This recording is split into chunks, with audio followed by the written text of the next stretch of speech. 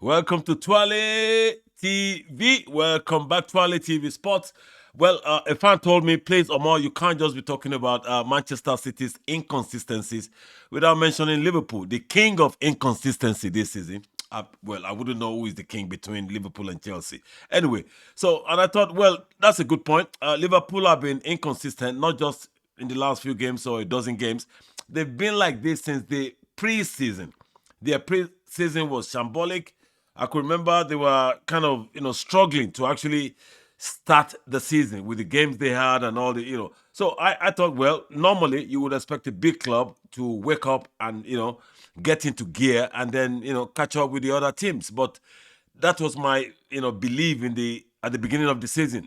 And when I didn't see the sign that this is the normal Liverpool. I'm not sure whether it's the fault of the manager or the club, but their preparation for the season was complete mess. And that led on to the first few games of the season. And I thought, the wind of change would come eventually, that this is Liverpool. Oh, come on. But it never happened. All season, they've been up and down.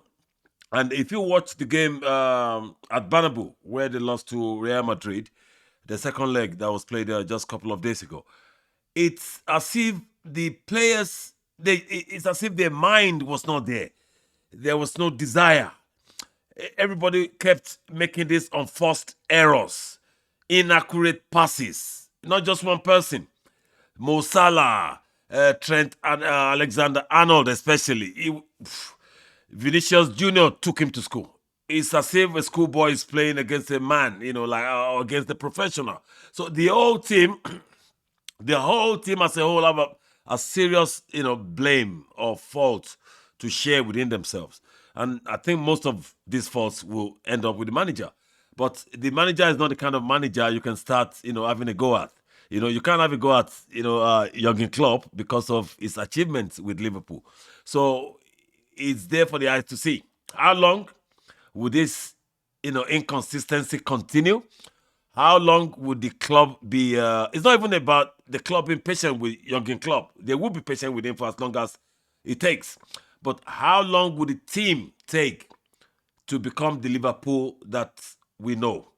Because we saw the Liverpool we know when they trashed Manchester United 7-0. Where they got that energy from, I don't know. Well, it's natural. You're playing against your worst enemy. You want to use every breath, every energy you've got. And that's what they did. And Man U allowed them. I said that Man U allowed Liverpool to beat them 7-0. But that's a different story now.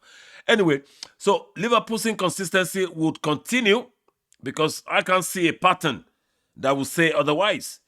They beat Man U 7-0. Days later, they got beaten by Bournemouth 1-0. Where is the logic in that? How can you work that out? You can't. Any football fan can't work that out. You can't. This is the same Liverpool, the same players. Maybe, like I suggested, the whole team needs a complete overhaul, which is impossible. You can't get rid of the whole team of Liverpool. It's impossible. But there are some key things that needs to be changed, or there are things that needs to be done. I don't know. I told the fan, I say, I can't talk much about Liverpool's inconsistency because, it's just something I've been saying from the beginning of the season. They will win some, lose some, win some, lose some. And normally, the Liverpool that you would you would expect Liverpool that the minute they win some, that they remain on that track and keep winning and become their old self.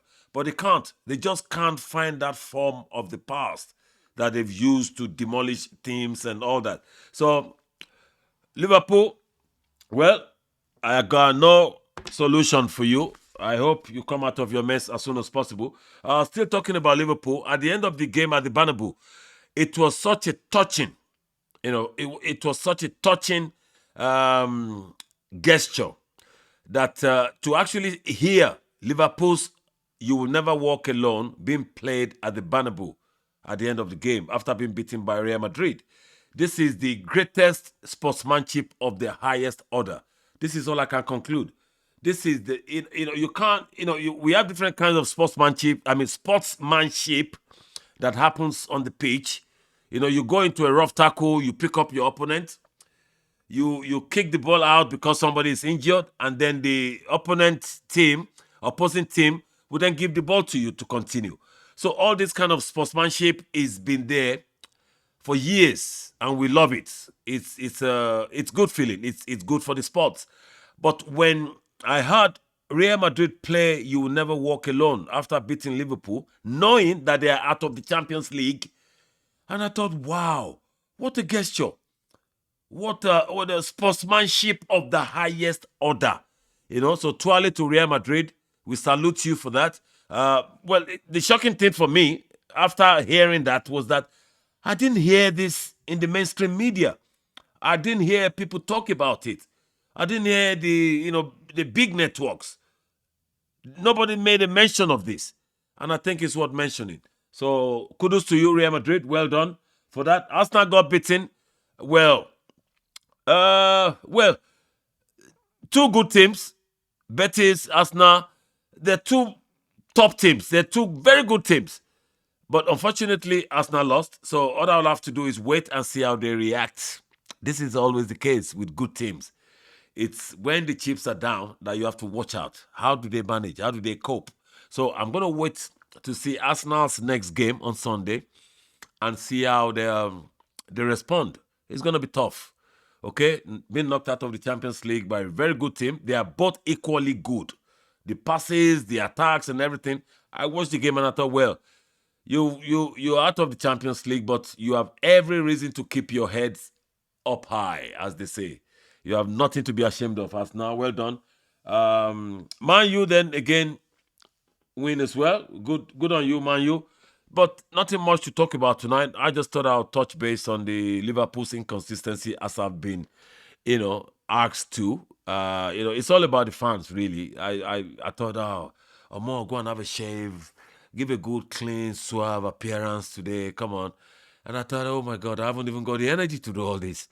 But the fan said, please, you have to talk about Liverpool's inconsistency. And I said, no, if I'm going to do it, I have to do it now. Forget it shaving. I have to do it now. So that's for you, that particular fan who asked me. This podcast is actually for you because you got me out tonight. Seriously. I thought I'll be doing a weekend analysis tomorrow morning, but I thought I'll do that. So have a lovely evening, everyone. Let's catch up tomorrow and talk about all the weekend games. There is a game tonight, actually. The Premier League starts tonight. There's a Friday night game tonight. But I definitely not coming back. We'll talk about everything tomorrow. Okay? So let's catch up tomorrow. Hasta la vista, baby. But before you baby, please go subscribe. Go subscribe. Subscription number is going up again. I'm very pleased. If you haven't, please do. Follow this channel. Please don't miss out on anything. We love you. And we can't wait to catch up with you at the next podcast. Have a lovely evening. And hasta la vista, baby. Ciao. It's